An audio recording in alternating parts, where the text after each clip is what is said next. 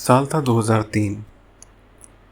आज के टाइम में जब हम किसी हाईवे पर निकलते हैं तो हमारे पास गूगल मैप्स होता है, स्मार्टफोन्स होते हैं और हर 10 किलोमीटर पर जगमगाते हुए फूड कोर्ट्स।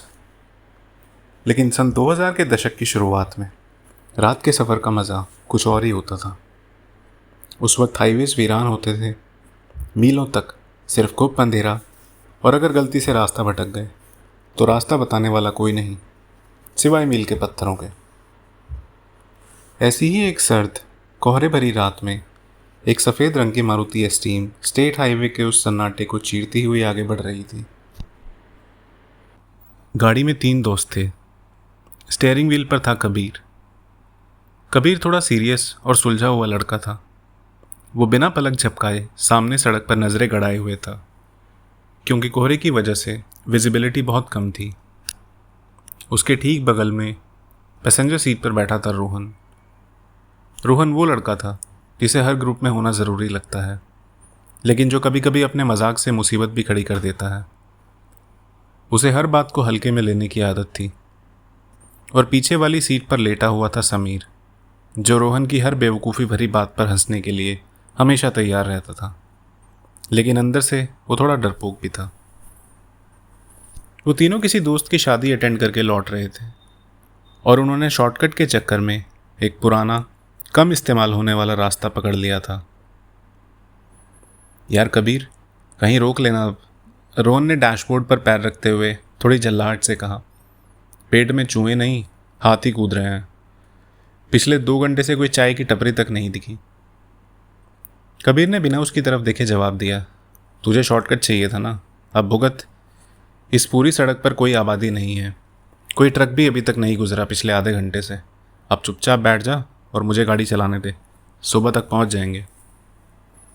पीछे से समीर ने उबासी लेते हुए कहा, अरे यार सच में बहुत भूख लग रही है, कोई ढाबा दिखे तो रोक देना भाई, वरना रोहन मेरा ही सर खा जाएगा। कबीर ने गहरी सांस ली। थक तो वो भी चुका था। एस्टीम की पीली हेडलाइट्स कोहरे में ज़्यादा दूर तक नहीं जा पा रही थी। तभी अंधेरे में सड़क से थोड़ा हटकर एक मध्यम सी पीली रोशनी दिखाई दी। जैसे जैसे गाड़ी करीब पहुंची, कोहरे के बीच से एक टिन की छत वाला पुराना ढाबा उभर कर सामने आया। वो कोई आम हाईवे वाला ढाबा नहीं था जहां ट्रकों की लाइन लगी हो या पंजाबी गाने बज रहे हों। वहाँ एक अजीब सी मनूसियत थी। न कोई शोर, न कोई हलचल, बस एक पुराना हैलोजन बल्ब टिमटिमा रहा था, जिसके नीचे कीड़ों का झुंड चिपका हुआ था। ढाबे के बाहर कुछ टूटी हुई लकड़ी की खटिया और पुरानी प्लास्टिक की कुर्सियां पड़ी थी। रोहन के चेहरे पर खुशी के मारे चमक आ गई। अरे वाह, लगा दे भाई, लगा दे साइड में, आज तो तंदूरी रोटी और दाल मखनी पक्की। कबीर को वह जगह कुछ ठीक नहीं लग रही थी। रोहन, जगह बड़ी अजीब है, कोई कस्टमर भी नहीं है, मुझे नहीं लगता यहाँ कुछ ढंग का मिलेगा, आगे चलते हैं। अबे डरपोक, एक ढाबा ही तो है, कोई भूतिया हवेली थोड़ी है, रोहन ने मजाक उड़ाते हुए कहा। समीर ने भी पीछे से उसका साथ दिया। हाँ कबीर, रोक ले यार, कम से कम एक चाय और मैगी तो मिल ही जाएगी। हार मानकर कबीर ने गाड़ी को ढाबे के कच्चे हाथे में पार्क कर दिया। तीनों गाड़ी से बाहर निकले। ठंडी हवा के झोंके ने उन्हें कपा दिया। वो ढाबे के अंदर गए। अंदर बस एक धुआंरी सी भट्टी जल रही थी और उसके पास एक बहुत ही बूढ़ी औरत बैठी थी। उस बुढ़िया की त्वचा झुर्रियों से भरी थी और वो बिना किसी एक्सप्रेशन के एकटक आग की लपटों को देख रही थी। रोहन ने अपनी आदत के अनुसार ज़ोर से आवाज़ लगाई, अम्मा, ओ अम्मा, क्या खिला रही हो आज? 3 प्लेट दाल रोटी लगा दो बढ़िया सी। बुढ़िया ने धीरे से अपनी गर्दन घुमाई। उसकी आंखें एकदम सफ़ेद और मोतियाबिंद से धुंधली थी। उसने बिना कुछ कहे भट्टी से रोटी सेकना शुरू कर दिया। तीनों दोस्त ढाबे के बीचों बीच लगे एक पुराने लकड़ी के टेबल पर बैठ गए। कबीर की नज़रें लगातार ढाबे के माहौल को स्कैन कर रही थी। कुछ तो अजीब था। तभी कबीर की नज़र उस ढाबे के सबसे अंधेरे कोने पर पड़ी। वहाँ एक और टेबल रखा था, और उस टेबल के पास सिर्फ एक कुर्सी थी। लेकिन बात सिर्फ उस अकेली कुर्सी या टेबल की नहीं थी। बात यह थी कि उस खाली टेबल पर, उस खाली कुर्सी के ठीक सामने एक चमकती हुई स्टील की थाली रखी थी। थाली में ताज़ा खाना परोसा गया था। दाल में से अभी भी भाप उठ रही थी। इसका मतलब वो गर्म थी। बगल में पानी का एक भरा हुआ गिलास रखा था। कबीर ने समीर को कोहनी मारी और इशारे से उस टेबल की तरफ देखने को कहा। समीर भी वो देखकर थोड़ा असहज हो गया। यार, वहाँ कोई बैठा तो नहीं है, फिर वो खाना किसके लिए रखा है? लेकिन रोहन को इन सब बातों से कोई फर्क नहीं पड़ता था। उसने भी उस टेबल को देखा और उसके चेहरे पर एक व्यंग्यात्मक मुस्कान आ गई। बुढ़िया जब 3 थालियां लेकर उनकी टेबल पर आई तो रोहन से रहा नहीं गया। क्या बात है अम्मा? रोहन ने उस खाली कुर्सी की तरफ इशारा करते हुए कहा। ढाबे पर कोई आता जाता तो है नहीं, फिर भी वीआईपी गेस्ट के लिए खाना लगा रखा है। कोई इनविजिबल आशिक आने वाला है क्या तुम्हारा?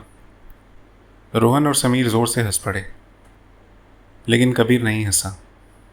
कबीर की नज़र उस बुढ़िया पर थी। बुढ़िया के कांपते हाथ अचानक रुक गए। उसने धुंधली आंखों से रोहन की तरफ देखा। उसके चेहरे की झुर्रियों में एक अजीब सा खौफ और गुस्सा था। उसने बहुत ही धीमी लेकिन भारी आवाज़ में कहा, उस कुर्सी की तरफ मत देख बाबू, और उसका मजाक तो बिल्कुल मत उड़ा। वो अपना खाना खा रहा है। अगर उसकी भूख बिगड़ गई तो वो तुम तीनों को खा जाएगा। बुढ़िया की उस बात के बाद ढाबे में कुछ पल के लिए एक अजीब सा जमा देने वाला सन्नाटा छा गया। वो अपना खाना खा रहा है। अगर उसकी भूख बिगड़ गई तो वो तुम तीनों को खा जाएगा। उसकी वो सफ़ेद मोतियाबिंद वाली आंखें सीधे रोहन के चेहरे पर गड़ी थी। कबीर के माथे पर पसीने की बूंदें चमकने लगी थी। उसे कहीं कहीं समझ आ गया था कि बुढ़िया मजाक नहीं कर रही, लेकिन रोहन के अंदर का वो दिल्ली वाला एटीट्यूड अभी भी जिंदा था। सन्नाटे को चीरते हुए रोहन जोर से हंस पड़ा। अरे अम्मा, क्या स्क्रिप्ट लिखी है यार? रोहन ने ताली बजाते हुए कहा। मान गए। कस्टमर को रोकने की गजब तक नहीं है। भूत के नाम पे डराओ, सस्पेंस बनाओ और अपना खाना बेचो। समीर, जो पहले थोड़ा डर गया था, रोहन को हंसता देख खुद भी नर्वस होकर हंसने लगा। हाँ यार कबीर, अम्मा तो हमें किसी बी ग्रेड हॉरर मूवी की स्टोरी सुना रही हैं। लेकिन बुढ़िया के चेहरे पर कोई शिकन नहीं थी। उसने अपनी नज़रें रोहन से हटाई और आग में एक सूखे लकड़े फेंकते हुए बहुत ही ठंडी आवाज़ में कहा, तुम शहर वालों को हर चीज़ मजाक लगती है ना? आज से 7 साल पहले 1996 की सर्दियों में बिल्कुल ऐसी ही कोहरे वाली रात थी। मेरा 8 साल का पोता बिरजू यहीं इसी चूल्हे के पास बैठा था और उसे बहुत तेज़ भूख लग रही थी। मैंने उसे पहली रोटी सेक कर दी। वो खुशी से रोटी लेकर सड़क की तरफ भागने लगा और तभी बुढ़िया की आवाज़ कांपने लगी। कोहरे में से एक बेकाबू ट्रक आया। उसके ब्रेक न लग सके। मेरे बिरजू की वो रोटी और उसका शरीर दोनों सड़क पर पिघल गए। बुढ़िया ने धीरे से उस खाली कुर्सी की तरफ इशारा किया। उस रात वो भूखा रह गया था। तब से लेकर आज तक वो हर रात ठीक 2 बजे यहाँ आता है। मैं उसके लिए वो ताज़ा खाना लगाती हूँ। वो चुपचाप खाता है और चला जाता है, किसी को कुछ नहीं कहता। लेकिन अगर कोई उसकी कुर्सी पर बैठ जाए या उसके खाने का या खुद उसका मजाक उड़ाए तो बिरजू उसके साथ चला जाता है और फिर वो इंसान कभी अपने घर नहीं पहुंचता। कबीर तुरंत अपनी कुर्सी से खड़ा हो गया। उसकी भूख पूरी तरह से मर चुकी थी। समीर, रोहन, उठो फटाफट, चलो यहाँ से, अभी निकलना है हमें। अरे भाई, खाना तो खा लेने दे, समीर ने थोड़ा डरते हुए कहा। लेकिन कबीर ने उसका हाथ पकड़कर उसे उठा दिया। कबीर ने जेब से 100 रुपये का नोट निकाला और टेबल पर रख दिया। अम्मा, हम जा रहे हैं। रोहन को कबीर का ये डरना बिल्कुल पसंद नहीं आया। उसे लगा कि कबीर बेवजह पैनिक कर रहा है। जाते जाते अपनी बेवकूफ़ी साबित करने के लिए रोहन उस खाली टेबल के पास जाकर रुक गया। कबीर घबराकर चिल्लाया, रोहन पागलपन मत कर, जल्दी निकल। लेकिन रोहन ने उस खाली कुर्सी के पास जाकर उस चमकती हुई थाली को देखा। उसने जानबूझकर एक बहुत ही भद्दी सी मुस्कान दी और अपनी उंगली से उस थाली में रखी दाल को छुआ। अरे वाह अम्मा, तुम्हारे बिरजू की दाल तो एकदम ठंडी हो गई है। लगता है आज बिरजू जी डाइट पर हैं या उपवास पर, रोहन ने हंसते हुए कहा और अपनी जेब से 10 रुपये का एक गंदा सा नोट निकालकर उस थाली के ठीक बीच में खाने के ऊपर फेंक दिया। ये ले बिरजू, कुछ खा लेना। भट्टी की आग एक झटके में बुझ गई। पूरे ढाबे में अंधेरा छा गया। बुढ़िया अपनी जगह से चीखती हुई खड़ी हो गई। वो कोई आम चीख नहीं थी, वो एक जानवर जैसी डरावनी चीख थी। तूने उसका खाना झूठा कर दिया, तूने उसे भूखा छोड़ दिया, अब वो नहीं छोड़ेगा। जाओ यहाँ से, भाग जाओ। कबीर ने रोहन का कॉलर पकड़ा और पूरी ताकत से उसे बाहर की तरफ घसीटा। तीनों भागते हुए ढाबे के अहाते में आए। बाहर कोहरा पहले से दुगना हो चुका था। उनकी एस्टीम मुश्किल से दिखाई दे रही थी। गाड़ी स्टार्ट कर कबीर, जल्दी। समीर पीछे की सीट पर कूदते हुए चीखा। कबीर ड्राइवर सीट पर बैठा। उसके हाथ बुरी तरह कांप रहे थे, पर जैसे तैसे उसने चाबी लगाई और घुमाई। गाड़ी ने स्टार्ट होने से मना कर दिया। पुरानी गाड़ियों की यही दिक्कत थी, जब उनकी सबसे ज़्यादा ज़रूरत होती थी तभी वो धोखा दे जाती थी। रोहन भी अब घबरा चुका था। उसने खिड़की से पीछे मुड़कर ढाबे की तरफ देखा। वहाँ अंधेरे में बुढ़िया ढाबे के बाहर खड़ी थी, लेकिन अब वो अकेली नहीं थी। उसके पैरों के पास कोहरे में एक छोटा सा काला साया खड़ा था। कबीर, कबीर प्लीज़ जल्दी स्टार्ट कर। रोहन अब लगभग रोने लगा था। कबीर ने भगवान का नाम लिया और पूरी ताकत से चाबी घुमाई। इंजन दहाड़ा और कबीर ने बिना पीछे देखे एक्सेलरेटर दबा दिया। गाड़ी के टायर बजरी पर फिसले और गाड़ी उस सुनसान स्टेट हाईवे पर फुल स्पीड में दौड़ पड़ी। तीनों की सांसें बहुत तेज चल रही थी और दिल भी उतनी तेजी से धड़क रहे थे। कार के अंदर हीटर ऑन था, लेकिन फिर भी तीनों को एक अजीब सी ठंडक लग रही थी। लगभग 15 मिनट तक किसी ने एक शब्द नहीं कहा, सिर्फ मन ही मन भगवान को याद करते रहे। लेकिन इंजन की आवाज़ और बाहर चीखती हुई हवा दोनों उनको पागल कर रहे थे। कबीर ने रेयर व्यू मिरर में देखा। पीछे सिर्फ कोहरा था, ना कोई ढाबा, ना कोई साया और ना ही कोई बूढ़ी औरत। हम निकल आए, कबीर ने एक भारी सांस छोड़ते हुए कहा। समीर ने पीछे से रोहन के कंधे पर मुक्का मारा। अबे कुत्ते, क्या ज़रूरत थी वो नाटक करने की? मेरी तो जान ही निकाल दी थी। रोहन अब धीरे धीरे अपने पुराने स्टाइल में आने लगा था। उसने एक नर्वस सी हंसी हंसते हुए कहा, अबे कुछ नहीं था यार, वो बुढ़िया पागल थी, हम भी उसकी बातों में आ गए। लेकिन रोहन की बात पूरी भी नहीं हुई थी कि अचानक कार के अंदर का माहौल बदल गया। कार का हीटर जो गर्म हवा फेंक रहा था, अचानक उसमें से बर्फ़ जैसी ठंडी हवा आने लगी। इतनी ठंडी कि कार के शीशों पर अंदर की तरफ से धुंध जमने लगी। और फिर कबीर को महसूस हुआ, कार की स्टीयरिंग अचानक भारी हो गई थी। गाड़ी पीछे से दब गई थी, जैसे पिछले बम्पर पर या डिक्की के ठीक ऊपर कोई बहुत भारी चीज़ आकर रख दी गई हो। कबीर की आंखें फटी की फटी रह गई। उसने धीरे से, बहुत धीरे से अपने ऊपर लगे रेयर व्यू मिरर में देखा। पीछे की सीट पर समीर के ठीक बगल में अंधेरे में दो बहुत छोटी पीली आंखें चमक रही थी और कार के उस सन्नाटे में किसी के कुछ चबाने की आवाज़ गूंजने लगी। बिरजू उनके साथ आ गया था। कबीर की नज़रें रेयरव्यू मिरर पर टिकी थी। उसकी नसें फटने को तैयार थी। पीछे की सीट पर बैठे समीर का शरीर पत्थर की तरह सुन्न हो चुका था। उसे अपने बाएं कंधे के पास किसी की बर्फीली ठंडक महसूस हो रही थी। समीर ने कांपते हुए बहुत धीरे से अपनी गर्दन बाईं तरफ घुमाई। वहाँ गाड़ी की पिछली सीट के ठीक कोने में एक 8 साल का बच्चा बैठा था। लेकिन वो कोई आम बच्चा नहीं था। उसका शरीर टूटा हुआ था। उसकी गर्दन एक बहुत ही अप्राकृतिक एंगल पर मुड़ी हुई थी, जैसे किसी बहुत भारी टायर से उसे कुचल दिया गया हो। उसकी त्वचा राख जैसी सफ़ेद थी और उसमें से जले हुए रबड़ और सड़े हुए खून की भयानक बदबू आ रही थी। वो बच्चा अपना सिर झुकाए कुछ चबा रहा था। समीर के हलक से आवाज़ तक नहीं निकली। उसकी आंखें फटी रह गई जब उसने देखा कि वो बच्चा क्या चबा रहा है। वो वही 10 रुपये का गंदा सा नोट था जो रोहन ने ढाबे पर उसकी थाली में फेंका था। वो नोट अब एक काले गाढ़े खून से सना हुआ था और बच्चा उसे अपने सड़े हुए दांतों से चबा रहा था।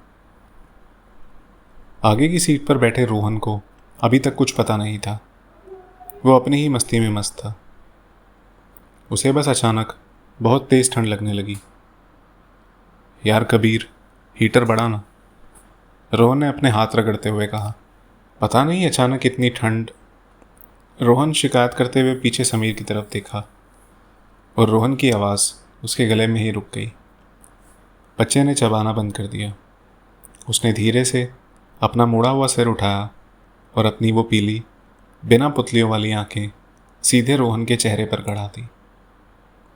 मेरा खाना कहाँ है? बच्चे की आवाज़ किसी इंसान की नहीं थी। वो 2 भारी लोहे की चादरों के रगड़ने जैसी आवाज़ थी।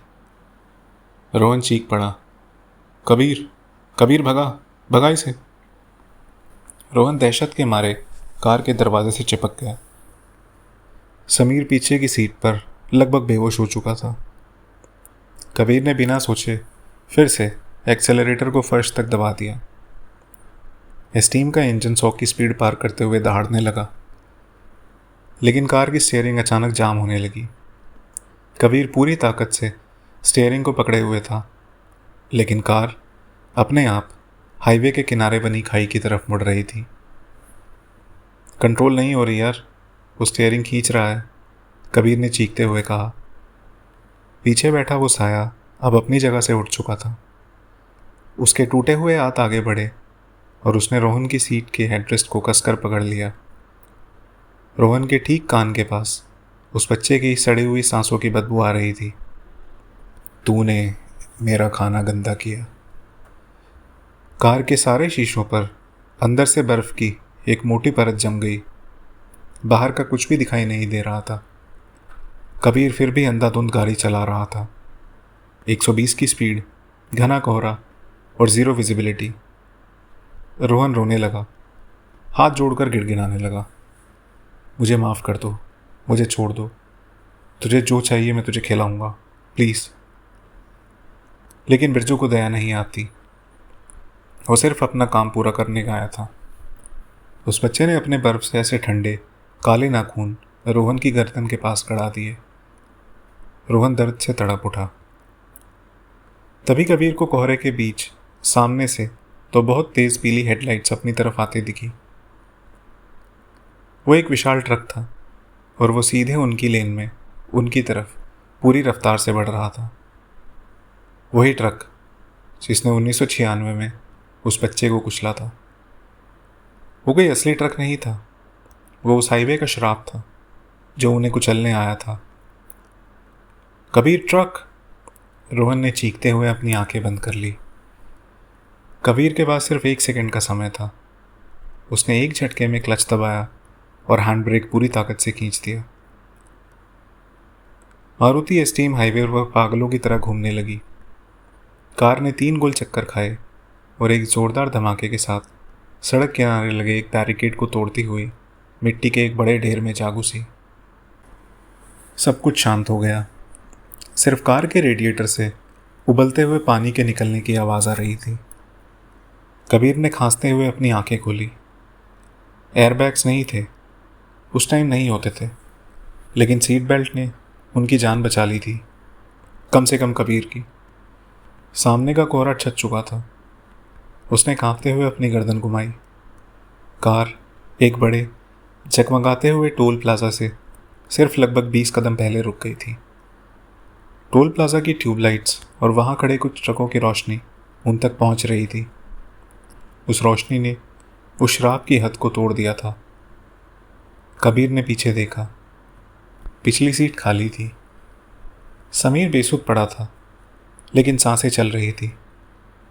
रोहन अगली सीट पर बुरी तरह कांप रहा था। वो चला गया कबीर, वो चला गया, रोहन ने हकलाते हुए कहा। कबीर ने एक गहरी राहत भरी सांस ली और कार का दरवाज़ा खोलकर बाहर निकला। उसके पैर कांप रहे थे। उसने सोचा कि सब खत्म हो गया है। वो टोल प्लाजा की तरफ मदद मांगने के लिए मुड़ने ही वाला था कि तभी उसकी नज़र कार के पिछले शीशे पर पड़ी। कबीर के शरीर का सारा खून जम गया। कार के बाहर पिछले शीशे पर छोटे छोटे हाथों के अनगिनत निशान छपे हुए थे, और वो निशान अंदर से नहीं, बाहर से थे। और रोहन की तरफ वाली खिड़की के ठीक बाहर शीशे पर कुछ चिपका हुआ था। कबीर धीरे धीरे उस खिड़की के पास गया। वो वही 10 रुपए का नोट था, आधा चबाया हुआ, गाढ़े और काले खून में सना हुआ। और उस शीशे पर उस जमे हुए कोहरे के बीच किसी ने अपनी उंगली से एक लाइन लिखी थी, मैं अभी भी भूखा हूँ।